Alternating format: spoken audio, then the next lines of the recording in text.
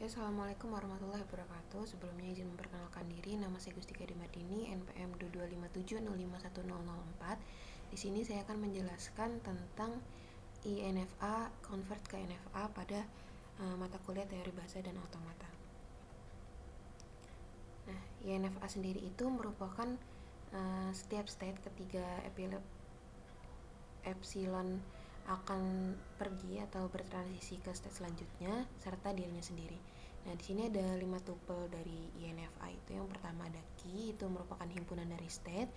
Terus ada sigma, itu merupakan input. S merupakan start state atau initial state. F merupakan himpunan final state, dan deltanya itu merupakan fungsi dari transisi tersebut. Dan ini merupakan contoh dari INFA. Nah, di sini ada state A, state B, state C, dan final state-nya ada di D. Terus kalau A-nya ini diberi inputan 0, itu hasilnya B, dan kalau B-nya diberi inputan 1, itu bakal ke B lagi, dan kalau diberi epsilon closure-nya itu, kalau B itu dia ke C, dan kalau C itu diberi inputan 0 itu dia ke C lagi, dan kalau C diberi inputan 1 itu mengarah ke D. Nah, di sini ada converter INFA ke NFA-nya dengan notes.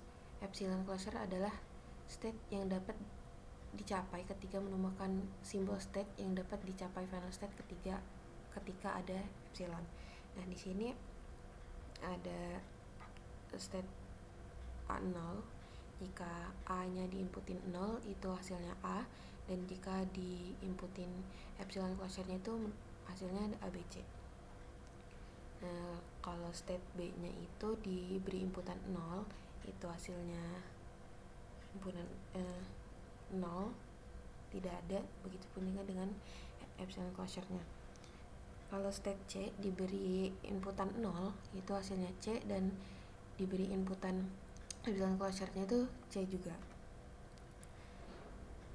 Begitupun dengan A1, ketika state A-nya diberi inputan 1, itu hasilnya 0, dan juga diberi inputan epsilon closure-nya itu juga 0. Kalau B, state B diberi inputan 1, itu hasilnya B, dan diberi inputan epsilon closure-nya itu hasilnya BC. Kalau state C itu diberi inputan 1, hasilnya C, begitupun juga dengan diberi inputan epsilon closure-nya, hasilnya juga C. Lalu ada B0. Jika state B diberi inputan 0, itu hasilnya nggak ada, dan epsilon closure-nya juga nggak ada. Kalau C itu diberi inputan 0 maupun epsilon closure-nya, hasilnya tetap C. Di B1 juga sama. Jika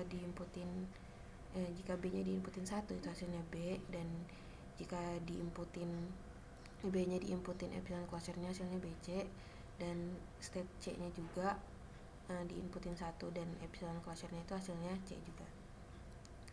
Nah, kalau yang C0, kalau state C-nya diinputin 0, itu hasilnya C, dan epsilon closure-nya juga hasilnya C. Begitupun yang C1 juga sama. Nah, di sini buat hasilnya, jadi state A jika diinputin 0, itu hasilnya ABC, dan diinputin 1 itu BC.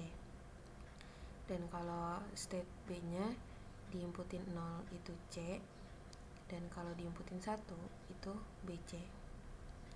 Dan kalau C jika diinputin 0 itu C, dan diinputin 1 juga C hasilnya. Nah, sekian penjelasan dari saya, kurang lebihnya saya mohon maaf. Saya akhiri, wassalamualaikum warahmatullahi wabarakatuh.